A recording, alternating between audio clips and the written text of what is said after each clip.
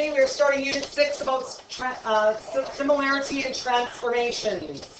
All right, we have a triangle in front of us. We want to try to solve this guy. So what do we know about this to solve him? What can we do to figure this guy out on solving all the unknown sides and all the unknown angles? What are things we already know how to do from all of our math from way before? We know how to figure out the unknown side there by multiply. No, It's a Greek philosopher. On this side? On the left side, sure. Because for both of them, Yeah. you have to square 5 and square 3 and then minus them. Okay, and what's that called? What are you doing that for? That's Pythagorean theorem, exactly. Whenever you've got a right triangle, we've been doing this for a while, that was from Unit 1, and you've done this from grade 6 on, we've got an x down here. We need to find out how big that other side is. Because if we want to define perimeter, we need to know all the unknown sides, which means I need to know this guy, and I need to know this guy. Okay? So if I want to find the x in the bottom here, I have to be able to do Pythagorean theorem. Okay? And what does Pythagorean theorem tell us? It tells us the side lengths. Good. Now, am I solving for a long side or a short side? A short side. Good. So we want to find a short side. So am I going to be adding or subtracting? Some of you said you're going to be subtracting. So you're going to go c squared minus a squared equals b squared. Okay? That's how we're going to do the first one. So everybody take that on their calculators. Which number goes first? The C does. Who's C? 37, 5, or 3? Oh, 5. 5. Good. It's not an angle, it's a size. So 5 squared subtract 3 squared. That's going to help us find him. What do we get when we get that? We get 16. Good. But remember, that's b squared. How do I find b all by itself? We do the opposite. Very well. So we have to take the square root of b squared. That's the opposite. They cancel, and that's going to give us square root of 16. What is the square root of 16? 4. 4 it is. So, all right. So we know on the bottom here we know x is 4. Perfect. What else do we know about this triangle? What else do we know? Is your hand up? Okay. Okay, the other side's the exact same. Why would you say that? Because it has a little... It's got the tick. Good. The minute you see this tick, you got to find another side that has a little tick. This guy has a little tick, okay? Those are indicating to us that they are an isosceles triangle. So does anybody see that we actually have 3 triangles here, not just 2? Or not just 1? We've got 3. So we've got the giant triangle, okay? And that's the isosceles one. We've got this side here and this side here that are both 5. Okay, and isosceles triangles say that 2 sides are the same, 1 side's different. So the side on the bottom is different. Okay? So if I know that half of the bottom is 4, what's the other half? 4. So what's my whole bottom? 8. Good. So we use the other properties. The next property we used is isosceles triangles.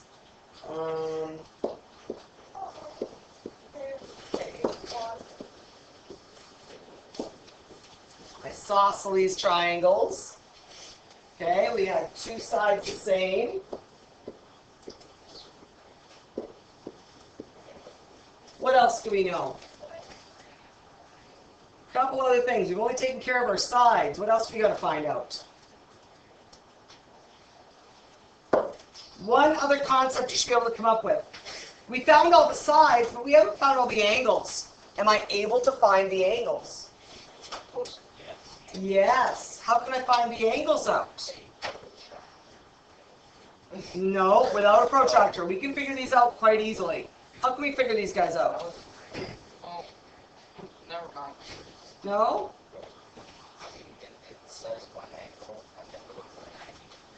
Okay, so I've got a 90 here. Oopsie. Got a 90 right there, sure, and I've got a 37. But I've only got 2 angles. I've got to find 1, 2, 3 more angles. Well, the other one is 90. Okay, the other side's 90. Perfect. What else do I know? The other corner is also 37. The other corner is also 37. Perfect. How do you find the top? Subtract Subtract the other 2. Well, 37 subtract 37, 0. Okay, okay.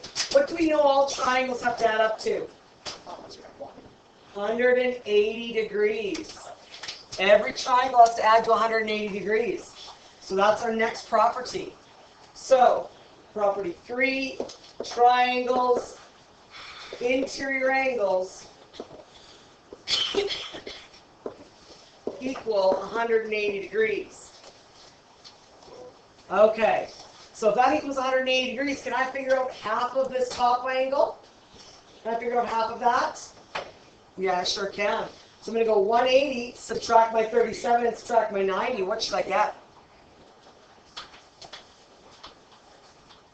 You should get 53 degrees for half of that angle. Well, if that's 53, then I know this little piece in here is also 53. So can I figure out the full angle A? Yeah, just add them together. So how big is angle A? 106. Now, in this big giant triangle outlined in green, in this big one, if I add the 106 degrees up here and the 37 and my 37, what should they add up to? 180. Good. All right, let's move on to the next property. What are the key ideas in this unit? Here's the first one. Another key idea is called orientation. Well, orientation means the relative position to something. Okay, so it's relative position, which means how it's sitting or placed. Okay, how it's sitting or placed or drawn. Okay, these two figures have the same orientation because they're both facing upwards. Okay, so they have the same orientation. What about the ones in the bottom? Do they have the same orientation? No, they do not have the same orientation. They do not. Okay, those are all the things that you had to put in there. Okay. The next topic is congruence. We need to know what congruence means. And you know what this word means. You've just used lots of different words for it. It's got a lot of other meanings. So, it says, it refers to the size and shape of a figure or object. Now, congruence means they must be identical. So congruence means identical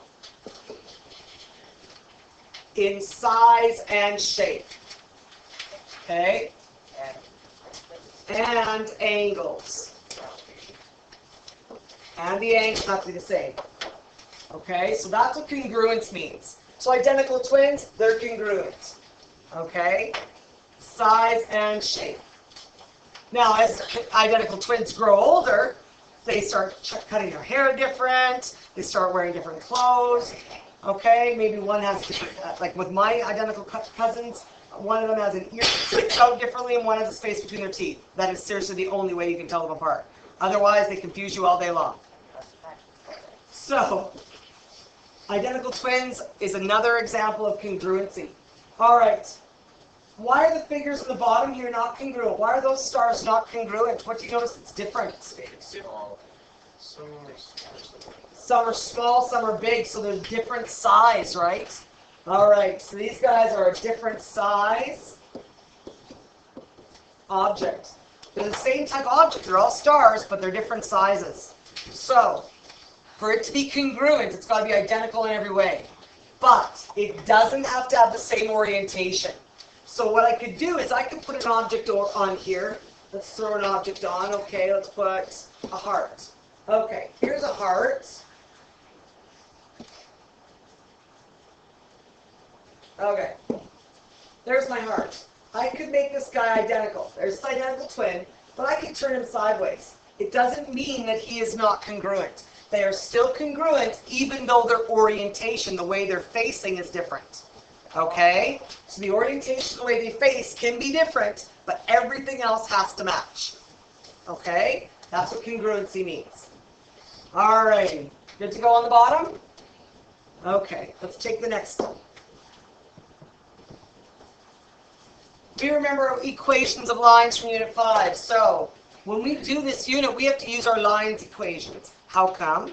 Because we're going to be dealing with objects that are going to be transformed on a grid. We're going to be turning things, we're going to be flipping things, okay, we're going to be sliding objects, okay, so flips, slides, and turns are what we're going to be dealing with. And when we do that, we turn them around points and we flip over lines. So that way we have to know what lines are, okay, and what the equations for the lines are that we're going to deal with. So, first of all, it says, if you were asked to create a figure that is, over the line x equals 2, do you know where that is? If we had to reflect over a line, do we know where that line x equals 2 is? We should. Where would x equals 2 be? How would I draw that? What would I have to do? Somebody's yelling vertical. You're absolutely right. What else? Give it a try back there. Good. X positive 2, because it says x is 2. Okay. So you find the 2 on x. Now am I going to draw a left and right line? No, because if I draw a horizontal line, I'm just going to be covering the x-axis. That means it's going to be a vertical line up and down on x equals 2. Okay? So what I could do is, where we're going with this unit, is I can put an object on here. And then I might say, okay, flip that object over that line. And if you had to flip this object over that line, we have to know how to do that. Okay? Alrighty. So, do we remember how to do these ones? If I said x is 0, what line would that give you if x is 0? Not quite. It would be straight on the 0 up and down the y-axis. That's exactly right. So this is just going to be another word of saying the y-axis. Okay, because if x is 0, that means it didn't move left or right off that point. Okay, he didn't move left or right, but it's a vertical line. So the vertical line is going to be up and down on that y-axis. Basically asking you to show them where the y-axis is. Right. This question is there, yes. So, y equals 4. What am I going to draw for y equals 4? Where does y equals 4 go? We should know from last unit. Let's think of our brains. Up on the y-axis. Good. Up to 4. Now what? You're showing me horizontal with your pencil. You are right. Yes, it's horizontal, not vertical. Horizontal means back and forth. So it's going to be a horizontal line back and forth. Okay? Y equals -1. I'm going to stick -1 right here. And it's going to go which way? Up or down or left and right? Left and right. Okay. Okay. So it says a line in the form of x equals a number is going to be a vertical line. We already know that. And a line that is in the form of y equals a number is going to be a horizontal line. Okay, we already know that from our last unit. What do we call diagonal lines? What's our new name for diagonal lines?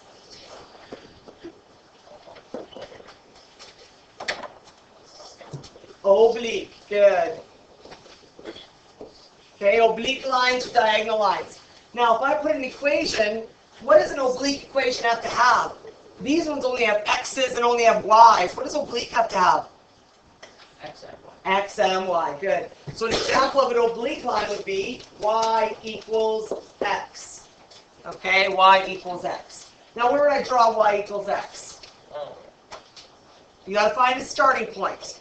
Remember, your starting point's always going to be the number after the x, or a number without a variable. Do we have one of those? No, we don't. So if we don't, where does it always start? At 0 in the middle. Good job. So this line's going to start at 0. Then what do I do to it? I have to move my dots. The guy in front of x tells me how to move my dots. Good. Right one, up one. The bottom number is always going to go to the right. And if you don't have a bottom number, remember you got to put it into a fraction with a 1 underneath. Because it's always going to go to the right. The number on top, because it's positive, is going to go up. So this line, I'm going to go one right, one up, one right, one up, one right, one up, and make my dots. And then I can connect those dots and make my line. Okay? So those are our horizontal and vertical and oblique lines. All right, we're going to have to be flipping objects over those lines. Okay? let's take a look. This is where we're going with this unit. We're going to be doing line symmetry and rotational symmetry. And what that's talking about is taking objects and finding out where their mirror images are. And can I slide them around places? Can I flip them over lines? Or can I rotate them around things? Okay, that's what we're going to be doing. All right, so let's find out what line symmetry is.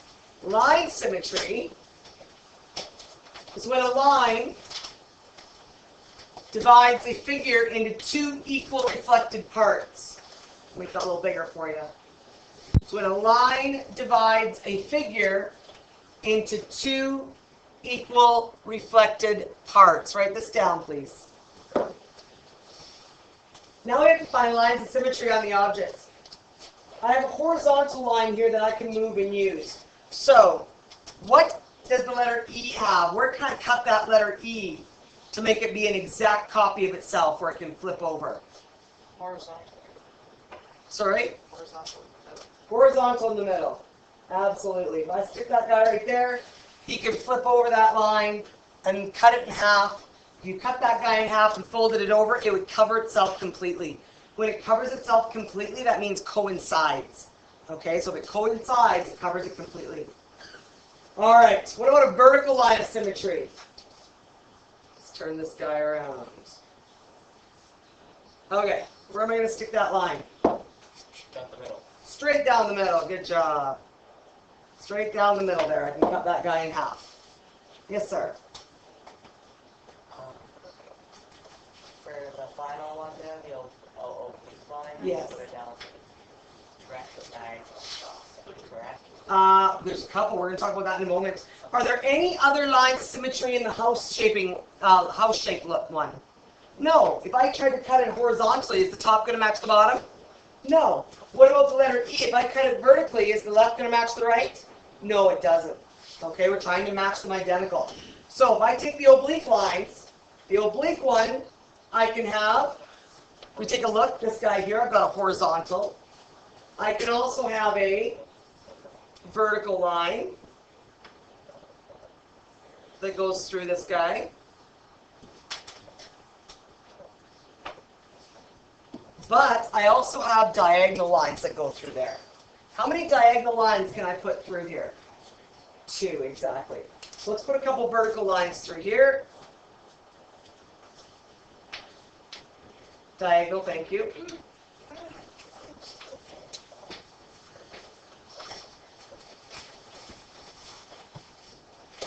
Okay, there's one diagonal line. Can you see one more going through there? Okay, let's draw one more. Okay. See if that guy fits on there. Ooh, pretty darn close.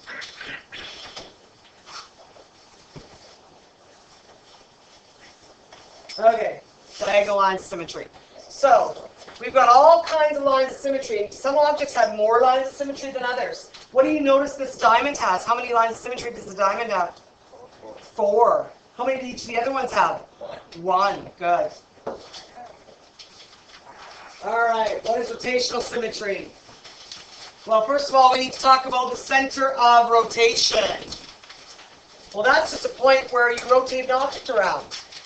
Okay? So it's the point about which the rotation of an object or design turns. Okay? It's where the object turns. And then we got to talk about rotational symmetry specifically. Specifically, this is what it tells us.